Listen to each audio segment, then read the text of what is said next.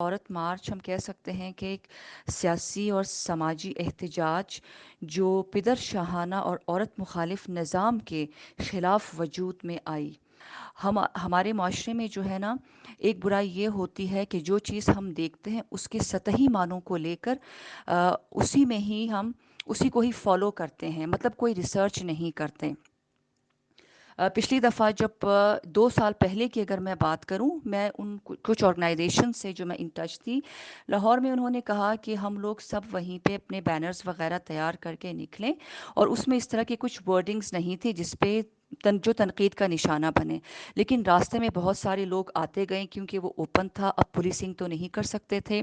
اچھا، سب سے جو چیز ایک کنٹروورشل رہی وہ یہ نعرہ تھا کہ میرا جسم میری مرضی. میرا جسم میری مرضی جو ہے باڈیلی رائٹس کے حوالے سے ہے. اس کی مثال اگر میں اپنے صوبے کے حوالے سے دوں، بلوچستان سے، مثلا کچھ اس طرح کے کیسز آتے ہیں جیسے کوئی خاتون ایک کیس اس طرح کے رپورٹ ہوتے ہیں کہ وہ مزید جو ہے بچے پیدا نہیں کر سکتی. ڈاکٹر انہیں اس طرح کے ہیلتھ ایشوز ہوتے ہیں جس سے ڈاکٹر انہیں منع کرتے ہیں کہ آپ جو ہے مزید آپ کی ہیلتھ اجازت نہیں دیتی بہت سارے وجوہات کی بنا پہ، تو آپ کوشش نہ کریں. آلریڈی 5-6 بچے ہیں، سو اٹس انف. تو اس کا یہ کہنا ہوتا ہے کہ میرے شوہر کی یہ خواہش ہے کہ بچے زیادہ ہوں، میں یہ نہیں روک سکتی. اب نہ وہ اس حالت میں نہ چل سکتی ہے، نہ وہ پراپر جو ہے باقی بچوں کو توجہ دے سکتی ہے. تو اس مطلب کہ اس عورت کو اپنے اوپر اختیار نہیں ہے. کچھ دن پہلے جو ہے اس طرح کے کچھ کیسز ہم نے کیے تھے. دیکھیے، بلوچستان میں ایک اور چیز ہے جسے پشتو میں ولور، فارسی میں گلا اور بلوچی میں لب کہتے ہیں. بچی نے کمپلین کیا تھا، کوئی 20-21 سال کی بچی تھی. اس نے کہا کہ میری کوئی دوسری کے تیسری دفعہ جو ہے ڈبل کے ٹرپل نکاح میرے والد کروا رہے ہیں کسی 60-70 سالہ بندے سے. ٹھیک ٹھاک جو ہے وہ پیسے لے کے کروا رہے ہیں، میں ولنگ نہیں ہوں. اور تیسری دفعہ وہ گھر سے بھاگ گئی تھی.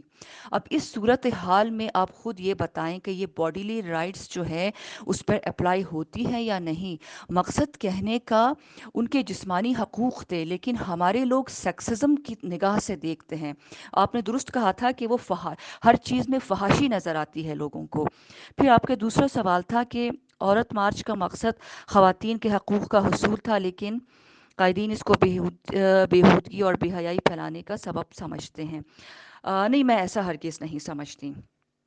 پھر کچھ لوگوں کا یہ بھی سوال تھا کہ جو عورتیں نکلی ہیں وہ تو پہلے سے ہی آزاد ہیں، پریویلیج کلاس ہیں، تو اور کتنی آزادی چاہیے.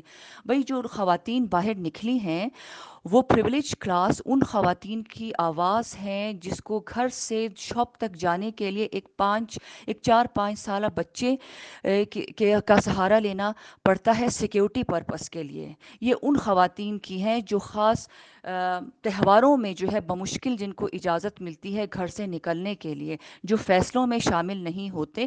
یہ ان عورتوں کی آواز ہے. اور اس دفعہ اگر میں کہوں، ابھی جیسے مارچ ہو رہا ہے، اوور آل تو یہ سب پدر شاہانہ نظام کے خلاف ہے، لیکن ہر ایک شہر کے اپنے مختلف تھیم ہیں. لیکن اگر میں پرسنلی یہ کہوں کہ ایشوز تو بہت سارے ہیں. جس شہر سے میں تعلق رکھتی ہوں اس طرح کے کیسز رپورٹ ہوئے کہ میں بیان نہیں کر سکتی، لیکن میں خود پرسنلی اس کو اس دفعہ ڈیڈیکیٹ کرتی ہوں ٹرانسجینڈر کے نام. اس طرح کے کیونکہ یہ ایک قبائلی معاشرہ ہے، اور اس طرح کے ہمارے ٹرانسجینڈر ہیں، ان کا یہ کہنا ہے کہ نہ فیملی تو سپورٹ نہیں کرتی. باقی سندھ اور پنجاب میں تو ان کے گرو ہوتے ہیں، ہمارے نہ گرو ہیں، نہ کیونکہ ہماری جینس میں شامل ہے. ہماری جس طرح کی چال ہے وہ ہے ہی ویسی، ہم اس کو چینج نہیں کر سکتے. لیکن ہم اگر باہر جاتے ہیں تو آواز کسنا، ہمارے اوپر نعرے لگانا اور بلنگ کرنا، تو میں ان کو ڈیڈیکیٹ کرتی ہوں کہ وہ اس قبائلی معاشرے میں اپنے آپ کو خواجہ سرا تک نہیں کہہ سکتے.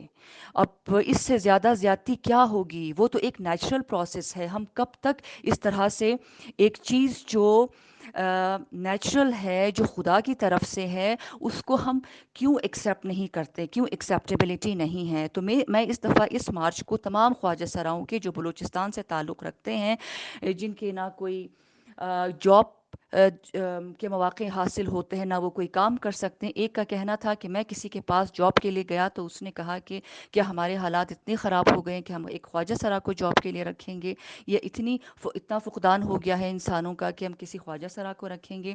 تو حد ہوتی ہے ایک چیز کی، وہ ریپ ہوتے ہیں مگر رپورٹ نہیں ہوتے۔ تو یہ ساری وجوہات ہیں، میرے نظر میں یہ فحش نہیں ہے۔ البتہ کچھ اس طرح کے ایک دو پوسٹرز تھے، بعد میں وہ پتہ چلا کہ ایڈٹ ہوئے تھے۔ ہاں، ایک پوسٹر کا یہ تھا کہ وہ جینون تھا۔ جب ان سے پوچھا، وہ بندہ بھی خواجہ سرا تھا، اس نے کہا کہ آپ نے اس طرح کی بات کیوں لکھی؟ اس نے کہا آپ کو پتہ ہے کہ پورا سال میرا کس طرح سے استحصال ہوتا ہے، دل کی بڑھاس نکالنے کے لیے یہ کیا ہے، میں کیا کروں؟ اب پہلی بار جو ہے، میں تو اسے ایک انقلابی اقدام کہتی ہوں کہ جو ظلم اور جبر ہو رہا ہے، جس طرح سے ریپ کے کیسز ہو رہے ہیں، جس طرح عورتوں کو مارا جا رہا ہے، ڈومیسٹک وائلنس میں کتنے خواتین صرف بلوچستان سے مارے گئے ہیں بے دردی کے ساتھ۔ اب اگر آواز نہیں اٹھائیں گے، چیخیں گے نہیں تو کیا ہوگا؟ وہ فارسی میں کہتے ہیں نا کہ تنگ آمد پجنگ آمد۔ شکریہ۔